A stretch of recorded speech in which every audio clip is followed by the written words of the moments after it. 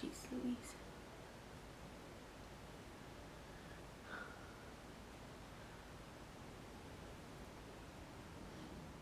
Hey guys, I know that I did not post last week and I'm sorry for that, but I got lazy to record and yeah, that's basically it. I was lazy. I wanted to do something a little more fun this video, but I realized that I needed somebody else to come do it with me and I really had nobody to come do this video with me. So the weather here has been really crazy. It's been hot, like it's gone up to 90 something degrees, and I know that's not as hot as some other people have it, but it's pretty hot for me. And I've been like so dead. The heat usually makes me more lazy than when I am, and I was taking care of kids and they were hot too, and I don't think both of our irritations together was good. But yeah, so I think I'm going to be posting Wednesdays now, and because it seems a little more convenient for me, I tend to not be able to edit until Tuesdays nights or something like that, so hopefully I can keep that up. I'm still trying to get into the groove of everything, and I'm about to start school and I don't have school on Fridays, so hopefully I'm able to film those days, you know. Speaking of school, I believe that in one of my other videos I said that I had to read 3 books before school started.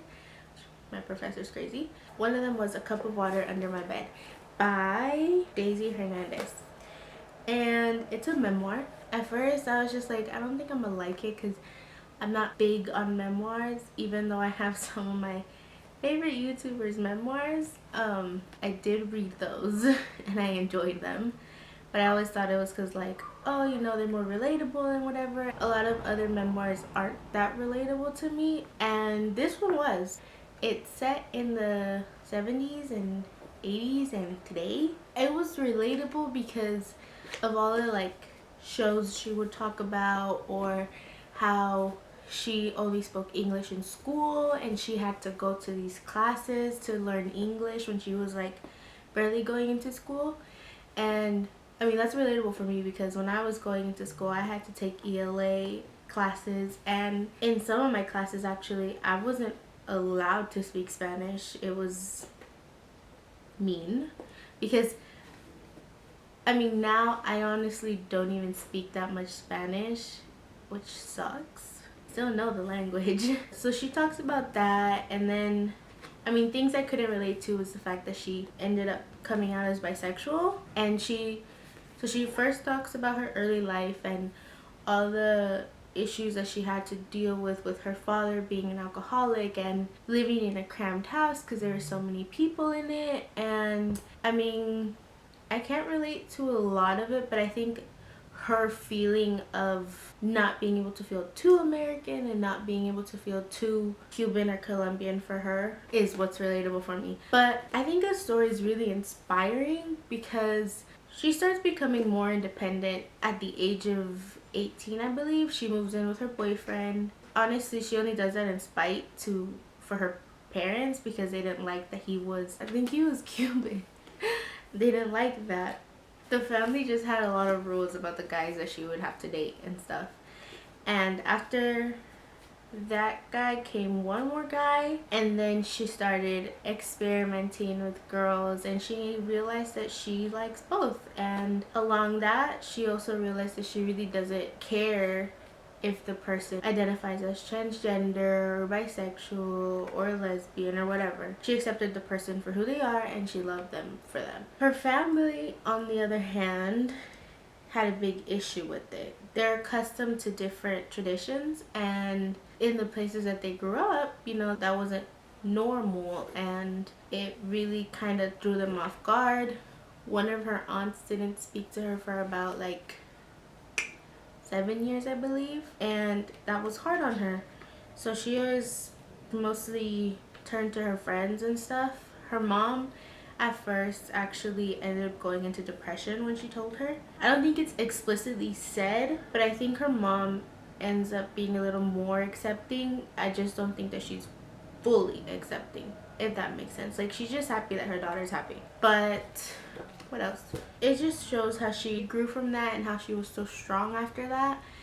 And I think that's really good to read, especially for people who can really connect to this, because I know there are so many people out in the world who struggle with coming out, and not everybody has it as good as others, where their family is accepting, where their friends are accepting. A lot of people usually go through what Daisy went through and, you know, not be accepted by their family and get shut out like she did from her aunt. So I think this book is actually very important for people to read, because not only does it help you understand that other person's perspective, but it also, like, if you're really deeply truly going through what she went through, then I think it's always nice to see that somebody else is struggling with you and the outcome of their struggle. And in this case, her outcome was good. You know, it wasn't the best, but it was better than what some people have. She ended up becoming a social justice activist for women. So I guess she became a feminist. She became a strong feminist and went to support groups and to, like, things in order to help fight for women's rights and to fight for LGBTQ rights. So yeah, I just think it's a good book. It talks about love, money, race, the struggles that go with all of those three subjects, and she touches them very light-hearted but also, like, heavy-hearted in a way. I don't know, her way of writing kind of made it seem like an easy read. It is an easy read, but it also makes you, like, stop and think, wow, like, this is how things are, this is how things were. And yeah, out of a 5, I give this book I give it a 4.5. And the only reason I do that is because of how she wrote it. She kind of writes it how, like, if she was speaking to you. So I would feel like I'm reading run-on sentences sometimes, but I think it's because she writes like if she were telling you her story herself in person. I think that's the only reason why I would give her 4.5. So I guess I could give her 4.8 because that's not really that much of a big deal if you can read it and understand it. Yeah, 4.8 out of 5. Again, I realized this is gonna be a short video. I think next video I'm gonna try to do like some type of challenge or something. I know that in the video that I want to do with somebody, I want to do the first sentence challenge. So I would choose about, I would say 7 books, and my friend would read the first sentence of each book and I'd have to guess what book that is. But I'm gonna put my own twist on it, and that will be a surprise because if I tell you now, you know, that's just gonna suck.